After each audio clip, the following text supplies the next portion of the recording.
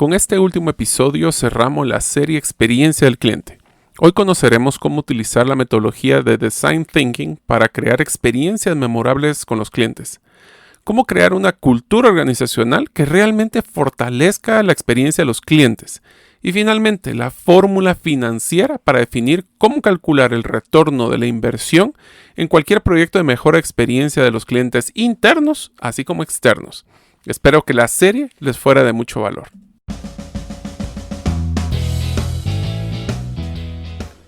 Bienvenidos al podcast Gerente de los Sueños, donde le brindamos las herramientas prácticas, competencias e inspiración para que los líderes de impacto cumplan sus sueños. Soy su anfitrión, Mario López Alguero, y mi deseo es que vivas la vida con pasión, resiliencia y templanza. Bienvenidos.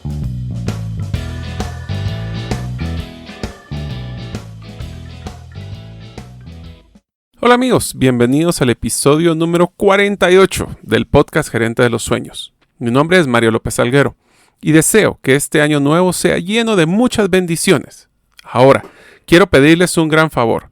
En este momento quiero que ustedes escriban sus principales sueños que pueden cumplir este año en las categorías de salud, familiar, profesional y de crecimiento personal. En el próximo episodio les daré la metodología de cómo hacer estos sueños una realidad. Deseo agradecerte que nos escuches el día de hoy. Si todavía no eres parte de la comunidad de los sueños, puedes hacerlo suscribiéndote a nuestros correos electrónicos ingresando a la página gerentedelosueños.com o a través de nuestro listado de difusión de WhatsApp enviando tu nombre al +502 para aquellos que nos escuchan fuera de las fronteras de Guatemala y el número de celular 5017-1018. Repito, 5017-1018. Inicia este año con una nueva competencia, aprovechando para invertir en tu desarrollo con el curso en línea realizando tu primera inversión en criptomonedas. Con pocos fondos podrás generar grandes retornos, pero necesitas conocer bien la base del mundo de inversión en criptomonedas. Te acompañamos desde los conocimientos básicos hasta realizar tu primera inversión para que sí te vuelvas uno de los pocos inversionistas en criptomonedas de tu país. Al finalizar del curso te devolvemos el equivalente a $5 para que realices tu primera inversión. Para comprar el curso solo debes de ingresar a la página herramientaspracticas.com. Inicia el año como inversionista en uno de los mercados más nuevos y prometedores que existen. Hola amigos, bienvenidos al tercer y último episodio de la serie Experiencia del Cliente, donde vamos a hablar de tres grandes temas. Uno, cómo utilizar la estrategia de Design Thinking para poder crear experiencias enfocadas al cliente para realmente tener esa diferenciación de propuesta de valor y que nosotros no nos enfoquemos o los clientes no se enfoquen en buscarnos por precios, sino por realmente una experiencia positiva. La segunda va a ser cómo poder crear una cultura interna hacia los colaboradores para poder soportar esa experiencia del cliente. Y tercero es la fórmula financiera de cómo calcular el retorno de la inversión de cualquier proyecto de manejo de la experiencia del cliente, ya sea al interno o a la externa. Así que empezaremos con Design Thinking.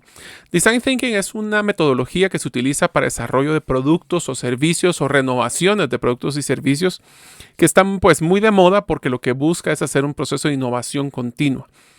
Para poder entenderlo vamos a ver las diferentes secciones que manejan la metodología y en la infografía van a poder ustedes evaluarla y poder conocer un poco más de las etapas. Básicamente la metodología se divide en 4 grandes secciones. La primera es entender cómo es la experiencia del usuario con el producto o servicio. La segunda es el desarrollo de los modelos de creatividad para poder hacer esta modificación o renovación o innovación de lo que estamos haciendo actualmente. Después hacemos la etapa de selección, donde definimos cuáles son esas prioridades que queremos realizar. Y finalmente diseño y ejecución, que adicionaría yo la etapa de aprendizaje y rediseño de la experiencia. Cada una de estas tiene diferentes subetapas que vamos a explicar. La primera es, tenemos que comprender al usuario, comprender cómo interactúa con nosotros, comprender sus expectativas.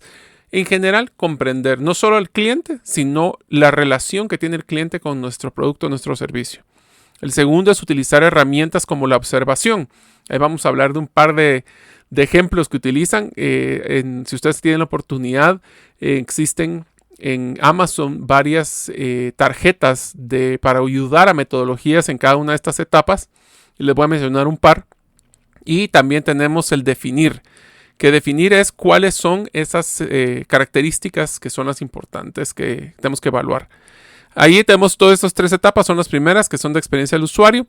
De ahí empieza la parte de creatividad, donde hablamos de idear, crear nuevos prototipos, crear nuevos modelos. Una vez que hicimos el idear y crear esa lluvia de ideas, empezamos al prototipo. Prototipo es básicamente lo mínimo viable de un producto para poder validarlo con los clientes. Una vez que poseemos ahora el prototipo, pues procedemos a hacer un testeo con un grupo selecto de clientes para poder retroalimentar sobre el ajuste que se debe realizar y finalmente pues entonces ya hacemos la implementación. Es importante utilizar como ejemplo, vamos a poner una historia que utilizan mucho las personas de IDEO que utilizan Design Thinking. Si ustedes quieren conocer más de la metodología, pueden entrar a designthinking.com o ideo.com. Eso creo que les va a ayudar. En IDEO cuentan la historia de un reto que les llevó a uno de sus clientes, que era una cadena muy grande de supermercados en Estados Unidos, de cómo rehacer el carrito de supermercado. ¿Cuáles eran los problemas que estaban teniendo? Es que, pues primero que existía mucho robo de los carritos. Segundo es que era un poco impráctico para los clientes poder utilizarlos. Y tercero es que, pues obviamente los costos eran más elevados. Procedieron a hacer el equipo, cuenta la historia, lo primero de las etapas que estábamos platicando. Entendieron y comprendieron cuál era el uso realmente de los carritos de supermercado. Fueron a hablar con no solo los clientes que estaban utilizando las carretas y cuáles eran sus recomendaciones o mejoras que estaban proponiendo, sino también con las personas que pues les tocaba manejarlas o tener que guardarlas o cuidarlas, como las personas que están en los supermercados. Algunas historias simpáticas decían de que una de las molestias era de que tenía la parte de los fríos que se mezclaba con los calientes, entonces era una temperatura intermedia. En el caso de las personas de los supermercados decían que el viento se los llevaba y esos vientos llegaban a golpear carros y salía carísimo estar utilizando esto. Entonces, una vez que tenían eso, fueron a los supermercados a observar a los clientes cómo utilizaban el producto. En este caso, fueron a los supermercados, fueron a ver cómo los utilizaban y se reunieron los grupos, mandaron varios grupos a diferentes supermercados. Eso fue lo interesante. Y después se reunieron a poder hacer una lluvia de ideas de cómo poder o cuáles eran las funciones que serían más interesantes implementar en el nuevo carrito. Hicieron el modelo de definir cuáles eran esas características e idear cuáles eran las diferentes partes. Una vez que tenían eso, cada uno de los equipos fue y hizo un prototipo funcional. Los simpáticos que le dieron poco tiempo. Algunos utilizaban diferentes tipos de carretas, otros utilizaban por pedazos, otros utilizaban hasta con ganchos. Y finalmente, pues fueron a testear el prototipo que más les gustó. ¿Cuál fue el que más les gustó? Fue el que tenía, no sé si ustedes han visto en algunos supermercados, que es una estructura metálica donde se pueden colocar 2 canastas plásticas. La ventaja que tiene esto es que las canastas uno las puede recoger, llevárselas y después regresar y colocarlas por si ya están muy pesadas. 2 es que puede separar, por ejemplo, lo caliente y lo frío. 3 es que son carretas un poquito más compactas. Entonces, todas esas funciones fueron las que fueron implementando para poder después entregárselo a los clientes y escuchar su retroalimentación sobre lo éxito o no que tenían ese tipo de diseños. Entonces, este es un ejemplo muy bonito donde podemos hablar de esas etapas y esos procesos que se utilizan. En IDEO, inclusive ideo.com, hablan de 4 etapas. Una es como y también cómo logran ellos hacer sus prototipos. Lo primero es juntan inspiración y buscan inspirarse en temas que no necesariamente son los tradicionales de la misma. Por ejemplo, no era ver otras canastas en otros supermercados, sino que realmente buscar en otro tipo de industrias cómo podrían solventar un problema similar. El segundo es que generan las ideas, lluvia de ideas, lo hacen ellos con post-its o con apuntar en las paredes, o, bueno, siempre y cuando se puedan borrar, ¿verdad? No van a estar manchando paredes. Entonces, de ahí hablan de cuáles son las ideas que son las más viables o las más tangibles para construir esos prototipos. y después diseñar esa historia que va a inspirar a que todos tomen acción, y es que ellos comparten los prototipos con los clientes para poder hacerlo. Algunas de las recomendaciones, ellos tienen unas tarjetas que sirven para poder inspirarse y utilizar diferentes metodologías para hacer todo lo anterior. Le llaman las tarjetas de método IDEO, donde las áreas que utilizan es aprender, observar, preguntar y probar. Voy a poner un ejemplo que me gusta de una de estas metodologías que se llama la metodología de la mosca en la pared.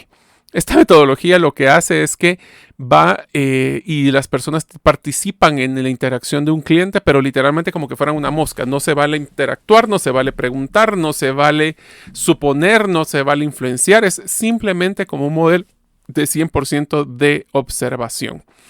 Los invito a que ustedes utilicen este tipo de tarjetas o inspiraciones para poder ver cómo poder hacer una experiencia diferente. Pueden utilizar estas tarjetas, algunas, les voy a decir algunas solo listado de las que utilizan. En el área de aprender, a veces hacen análisis de las actividades que realizan los clientes, diagramas de afinidad, perfiles de personalidad, o sea, lo que son los famosos avatares, que es como ver un cliente o un cliente idóneo, qué es lo que él haría, encuestas de competitividad del producto, un comparativo multicultural. En el área de aprender, análisis de errores, análisis de flujos, revisar las historias de éxito y de fracaso que han tenido con el producto, etc. Entonces, esas son de las ideas que nosotros podemos brindarles para utilizar Design Thinking y así poder aplicarlo en un diseño de una experiencia diferente. Ahora quisiera pasar al área de la cultura organizacional basado en la experiencia. A ver, es muy difícil que nosotros podamos cumplir con la promesa de dar un excelente servicio y una excelente experiencia si la experiencia interna no es tan sobresaliente o mejor que la que es la externa. Esto es lo que llamamos nosotros una promesa falsa. Podemos decir que el servicio es lo número uno, nuestros clientes son lo más importante, pero ¿quién es el que atiende a los clientes? Pues los ejecutivos, los colaboradores. Entonces, por eso es tan importante crear bajo la misma premisa de ofrecer una experiencia de compra inolvidable a nuestros clientes, pero para eso hay que generar una experiencia memorable y motivadora con los colaboradores. Lo que vamos a hablar hoy es no solo ciertos puntos claves del proceso de cómo recomiendo de poner esas pistas que hablamos en los episodios anteriores, sino inclusive cuáles son esas pistas que le llamamos C2Q. C2Q es una metodología de Six Sigma que se llama momentos críticos de calidad, Critical to Quality, que son los momentos donde el cliente interno o externo decide si realmente tiene una experiencia positiva o no.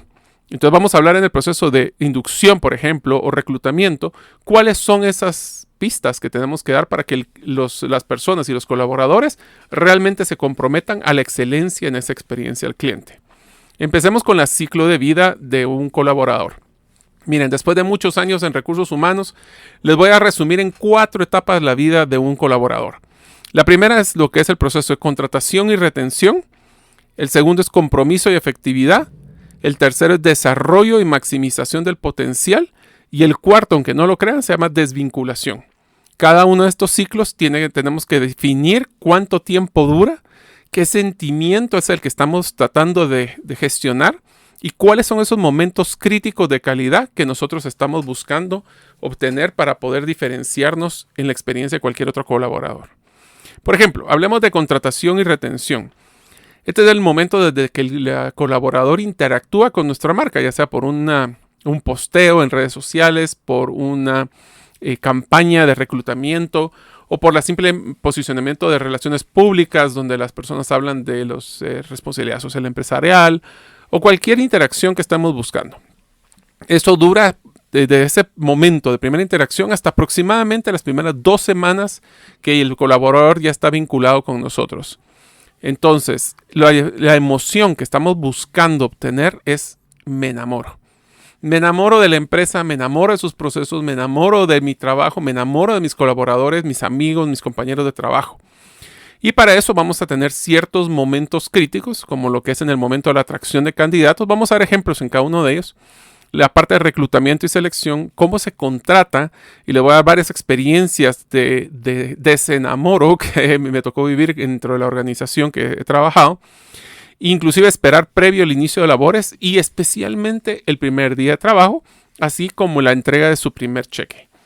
En la segunda etapa, que es de compromiso y efectividad, son 2 semanas, de que trabaja 2 semanas hasta 1 año. La emoción que queremos generar ahí es me comprometo. Ahí vamos a hablar de cuáles son los objetivos de sus plazas, cómo vamos a hacer el proceso de evaluación de desempeño, cómo capacitamos y habilitamos el desarrollo de competencias y también el tema de compensación y beneficios. La tercera etapa que estábamos hablando, que es desarrollo y maximizar su potencial, es desde 1 año hasta que se retire la persona. Y la emoción o la que queremos nosotros desarrollar es quiero crecer. Ahí hablamos de desarrollo y plan de carrera, promoción interna, programas de liderazgo y el balance de vida personal y profesional. Finalmente, el de desvinculación, pues es obviamente en el momento que se retira la persona. Y lo que todos nosotros quisiéramos es que las personas que se retiran de la empresa tuvieran la emoción de me siento agradecido. Para eso tenemos que implementar estrategias como las entrevistas de salida. Fuera de la empresa, tenemos que ver cómo es que se maneja la reputación organizacional. Tenemos blogs de gente que está hablando bien o mal del trabajo de nosotros. ¿Qué es lo que estamos viendo? Entonces, cada una de estas etapas, en la infografía van a ver la infografía completa, pero lo que es importante es de que veamos ciertos momentos claves donde hacemos una gran diferencia. Por ejemplo, en el momento de nosotros inducir o traer a una nueva persona a la empresa, ustedes saben, les voy a dar algunos datos porque es tan importante este proceso desde el primer contacto hasta las primeras 2 semanas. Los nuevos empleados deciden si se sienten acogidos o no durante las primeras 2 semanas de la empresa. O sea, ellos saben si son el fit correcto en la cultura, se sienten a gusto con su trabajo en las primeras 2 semanas. En unos momentos continuaremos con el episodio. Amigos, espero que este año puedan cumplir muchos de sus sueños. Recuerden lo que decimos aquí en el podcast. Para cumplir tus sueños, solo debes de escribirlos, hacer un plan, ponerles fecha y tomar acción. En este próximo año estaremos brindándoles nuevas herramientas prácticas y competencias gerenciales para que puedan cumplir sus sueños personales, así como profesionales. Próspero año nuevo y que sea lleno de bendiciones. Ahora seguimos con nuestro episodio. 4% de los nuevos colaboradores abandonan su trabajo después de un primer día de trabajo desastroso. 4%, imagínate todo el trabajar que hicieron para reclutarlo, contratarlo, y en el primer día pierden 4% de ellos. Y el tercero, los nuevos empleados que reciben un programa de inducción bien estructurado, tienen 58% de probabilidad de permanecer por más de 3 años en la empresa. ¿Por qué? Porque ven una visión de lo que pueden ser a través de la empresa. Es importante que en la inducción o en la parte de involucramiento también hablemos de cómo es el proceso de esos primeros días. Por ejemplo, cuando ustedes reciben a una persona, les voy a decir la parte desastrosa y después les voy a decir la parte como me gustaría que ustedes lo pudieran hacer. La parte desastrosa es cuando llegan y no lo recibe nadie, están ahí en la recepción esperando a que alguien se acerque.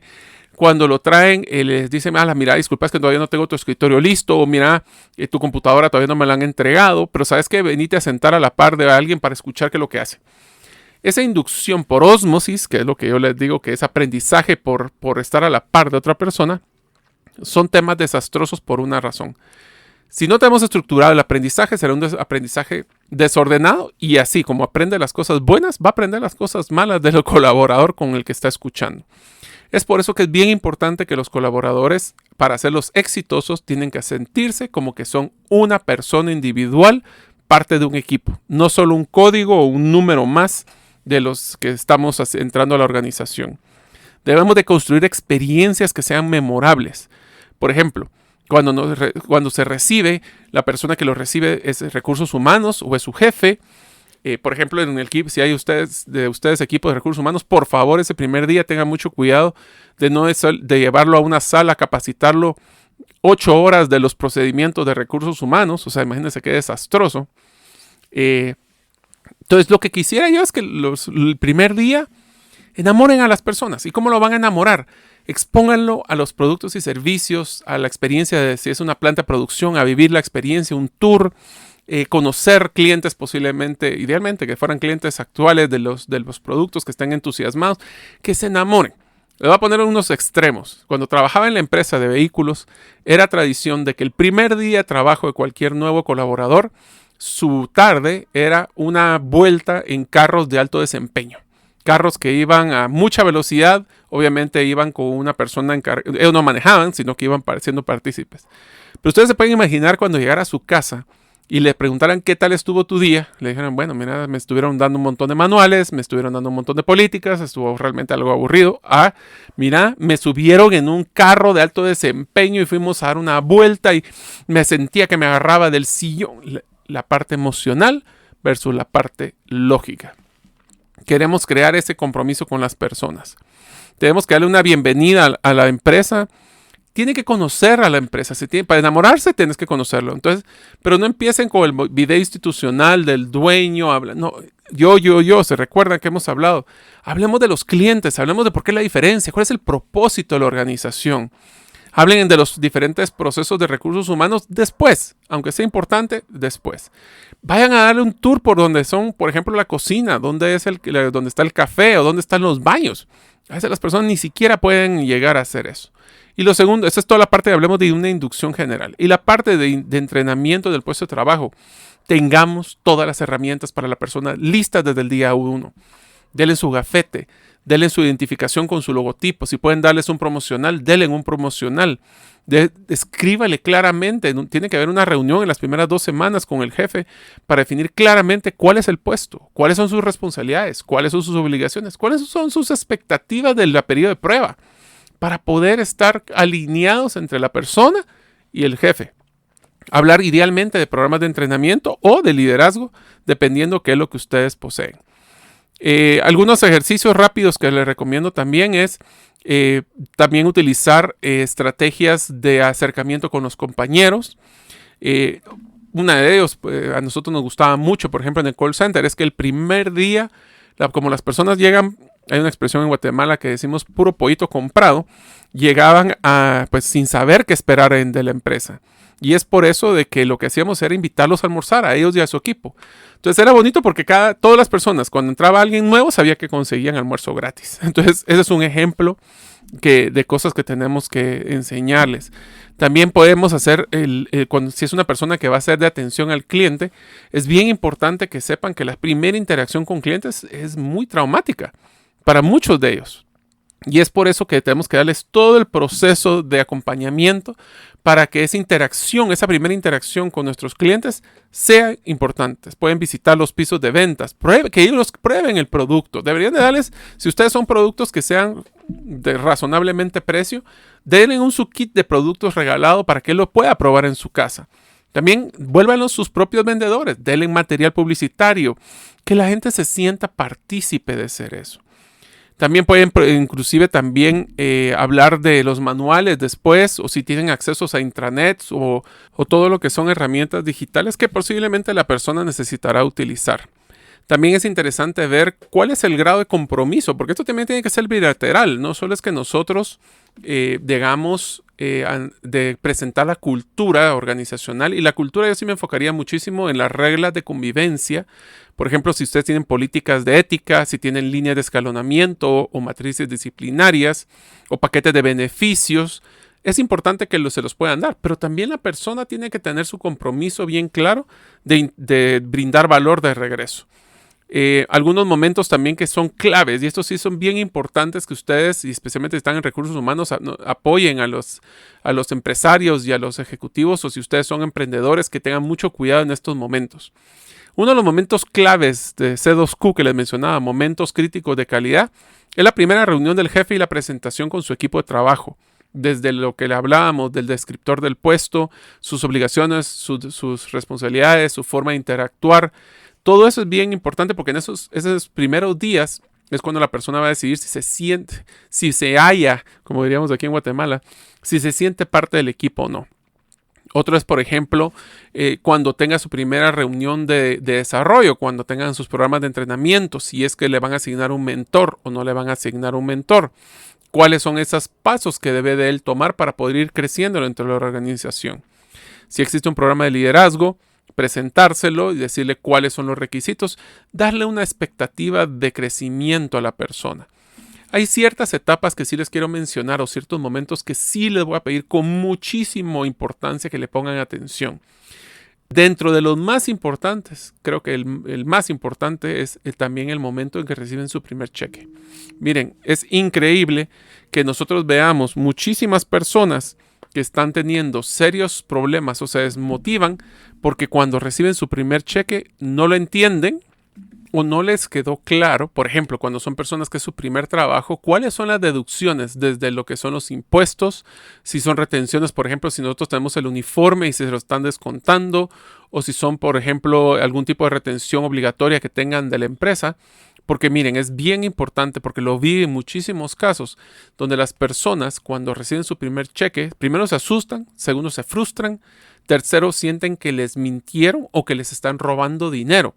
Y aunque no es cierto, en muchos casos, lo que está pasando es que no comprenden lo que van a recibir. Es por eso que ese primer cheque es sumamente importante que no solo se lo entreguen, sino que lo entreguen y se lo expliquen. Porque entonces eso les va a ayudar a que las personas no se sientan que les están robando, por decirlo así, su tiempo.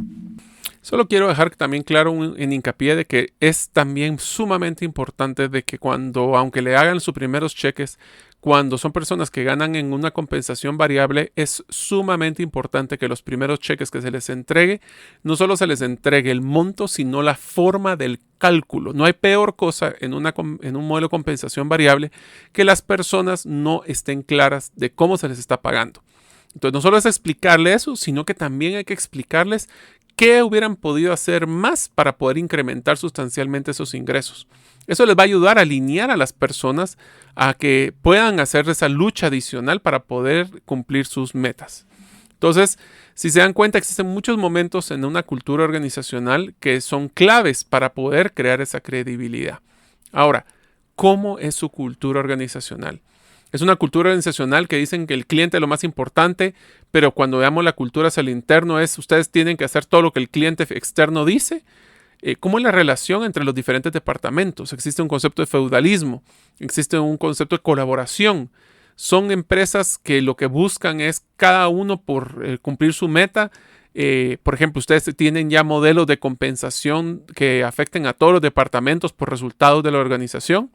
Aquí solo voy a parar en un hincapié importante, tenemos que alinear los modelos de compensación. Ya el otro año, o este año mejor dicho, vamos a crear un programa específicamente cómo hacer buenos cálculos de modelos de compensación variable. Pero hay uno en especial que sí les recomendaría y es que tenemos que alinear a que las personas que tienen compensación variable tengan 3 características. Número 1, que sean compensaciones o modelos que ellos pueden influenciar. Hago mejor trabajo, gano mejor dinero. Así es la correlación muy sencilla. Segundo, es que deben de ser transparentes. No podemos meterle fórmulas de multiplicador por 8, por 5, por 3, porque entonces la gente no ve esa relación. Y tercero, o más importante, debe estar alineado a los resultados de la organización. Por ejemplo, uno de los errores más comunes para poder romper esa cultura de la experiencia positiva interna es que las personas, por ejemplo, los equipos de ventas, solo ganen por ventas. Sí, pero ¿y quién es el que maneja el control de los márgenes? ¿Será que los vendedores también manejan los márgenes? Porque entonces si ellos pueden dar la estrategia de bajar todos los márgenes con tal de vender, eso es lo que van a hacer.